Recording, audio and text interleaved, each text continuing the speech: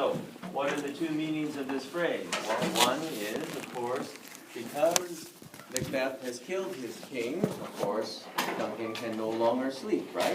Obviously, because he's dead. But the other meaning, which is much more important, is that Macbeth has also ruined his own sleep. Okay, because now he is so guilty, he cannot sleep. Okay? Because, sorry?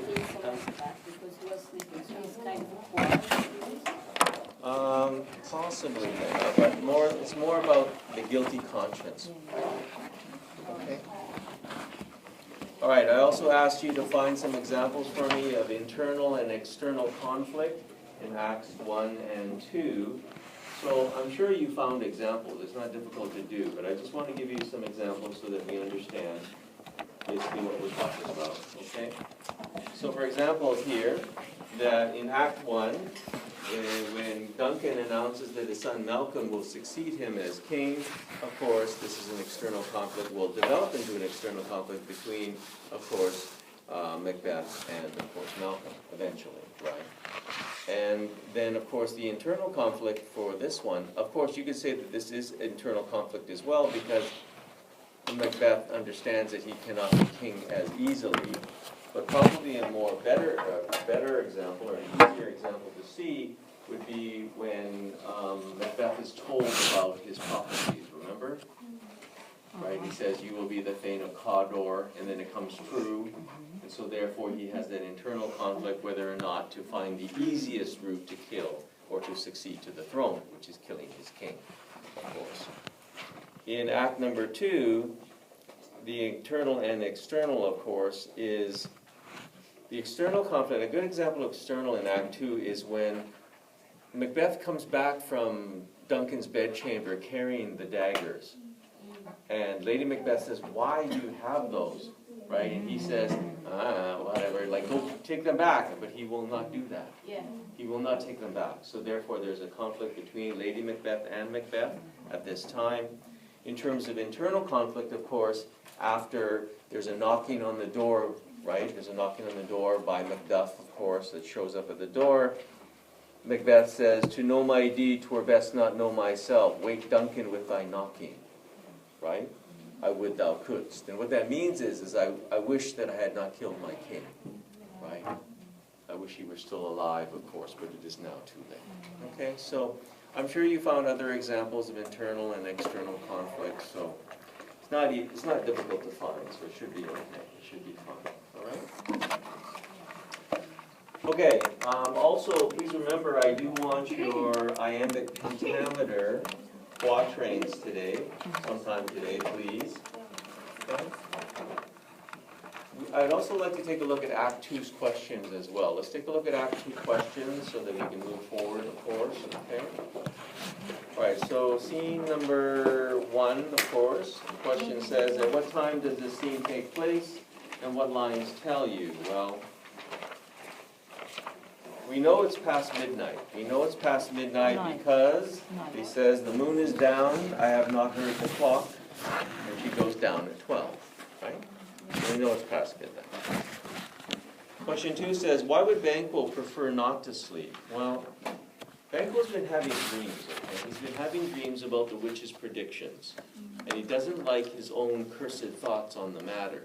In other words, it's starting to bother him because, remember, Banquo is a good person, but he's still tempted.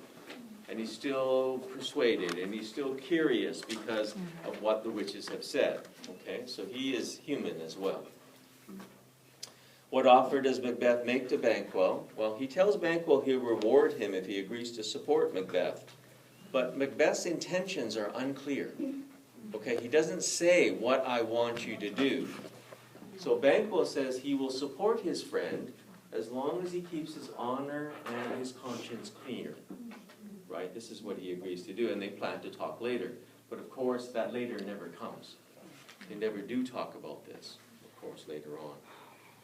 Question 4 says, what feelings does Macbeth reveal in his soliloquy at the end of this scene? Well, again, he sees the vision of the bloody dagger, right? And of course, this makes him hesitate. But then eventually he tells himself that the words are just a hindrance. In other words, all his talk is just preventing him from doing what he's supposed to do, which is to kill Duncan, of course. We return to the, oh, sorry, and then the next page here on page 17, here, of course. Scene 2, what feat has Lady Macbeth accomplished? Well, she has managed to drug the grooms or the bedtime drinks, right? And now they're unconscious, for the most part. Lady Macbeth said she would have killed Duncan herself, except for what? Well, she states that he reminds her of her father, right? Again, manipulation, control, right? Make Macbeth do it.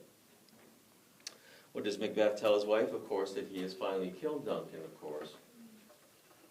But what did Macbeth hear or imagine he heard while he was in Duncan's chamber? Well, he thought he heard someone cry murder, God bless us, and amen as well. And he also heard sleep no more. Macbeth does murder sleep. Now, we don't know if he actually hears these things or if it's just his imagination working overtime.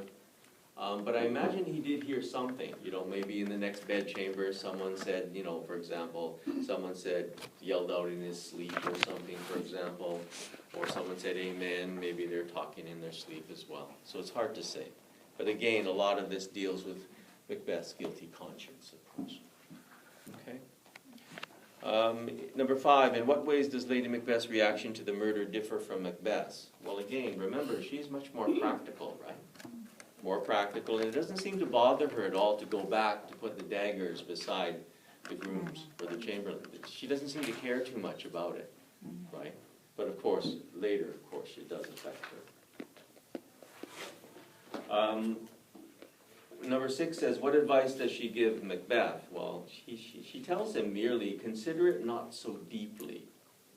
Now, I don't know if that's wonderful advice or not, but it's like, don't think about it. That's what it means, don't think about it. And it's like, yeah, I just killed someone and you tell me not to think about it. Right, so it's a little bit shallow, but this is the advice she gives. Now, Macbeth is overwhelmed with guilt over what he has done, and what lines indicate this? Well, he talks about great Neptune's ocean, right? He says, will all great Neptune's ocean wash this blood clean from my hand? And of course, he starts talking about, to know my deed, 'twere best not know myself. And he starts talking about, wake Duncan with thy knocking. Okay. This again reveals Macbeth's remorse, right? His sense of guilt, his sense of regret, of course, for killing Duncan. In scene number 3, it says, why do you think Shakespeare added the porter in his long speech? Well, the porter again here adds your comic relief, right? It adds comic relief, it reduces the tension in the play itself. Remember, Duncan's just been murdered, right? So by adding the porter in his lines, actually it eases that tension. Of course, he adds comic relief. But question 2 is talking about, besides being funny, I don't think it's funny, but is the porter's speech in any way ironic? Well, yes, because look what he talks about. He talks about the gates of hell. He talks about the devil, treason, equivocation, which is like lying, and stealing. And so who has just done all that? Well, Macbeth has, right? He's consorted with the agents of the devil, the witches. He's guilty of treason. He's lied, and he's stolen the throne. In other words, everything the porter says is actually basically talking about Macbeth. And that's why this is ironic, of course. Number 3, who does the porter admit to the castle? Well, Macduff and Lennox are let in, right?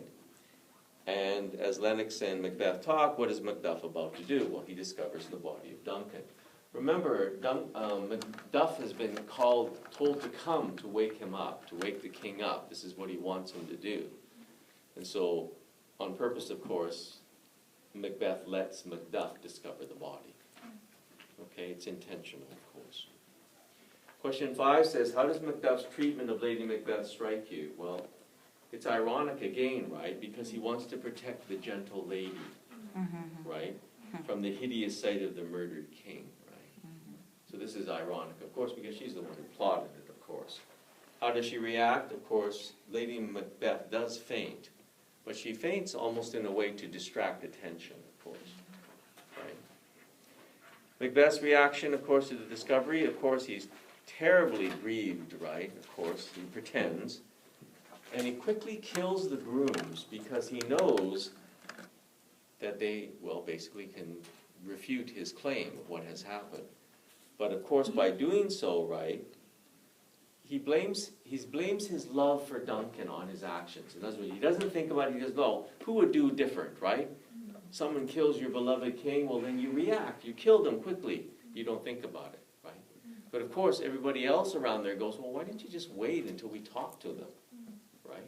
But of course, that's not the idea. The idea is to kill them so that they can say nothing. Okay? All right, now please remember, okay, this is not the time of CSI, okay? We don't have things like that, so there's nothing that's going to prove anything. So the only thing that would prove something would be the groom saying, oh, where were you last night? Oh, well, we fell asleep. Well, why did you fall asleep? Well, we were drinking. Oh, who gave you something to drink? Lady Macbeth. Ah, right? So then there's a trail, right? So Macbeth doesn't want that. Okay. Okay. And then number 7 says, what wise decision do Malcolm and Donalbain make and why? Well, I don't know how wise this is, actually. They leave, right? They leave because they are afraid for their own lives. They think that our father's been killed, well, obviously we're going to get killed next. But actually it's really kind of stupid because when they run away, who gets blamed? They get blamed, right? They get blamed for being the killers of their father, right? So this is really, really quite silly on their part. Right? But again, human nature, they're afraid, right? They are afraid. Okay? All right, turn the page over. Scene number 4 says, Shakespeare often uses references to the weather and strange occurrences to create an ominous mood. Give examples of this from scene 4. Well, firstly, the day is as dark as night. In other words, it's not very light out. And everything goes wrong in terms of nature. An owl kills a falcon, Duncan's horses go wild, they eat each other, they eat their young, really gross kind of ideas, right? But this is included because it's actually an example, and this is what Sheila Carroll just told me the other day, Miss Carroll.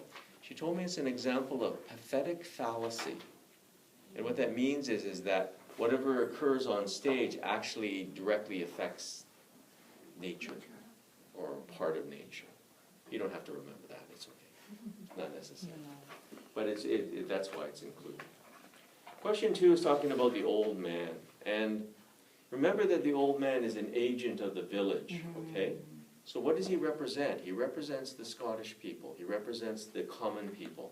So we get an idea of how everyone else is feeling about, of course, what has happened.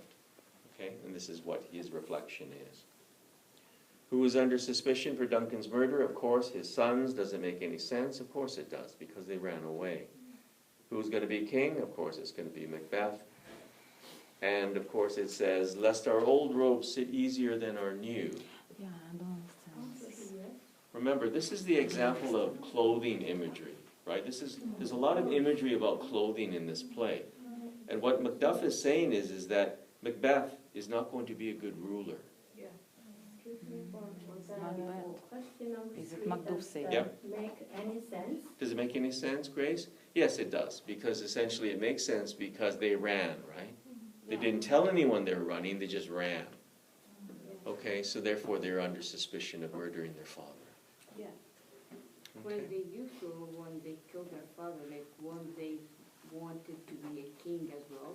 Yes, So that's this right. Doesn't make sense. Well, it does make sense because then you become king faster.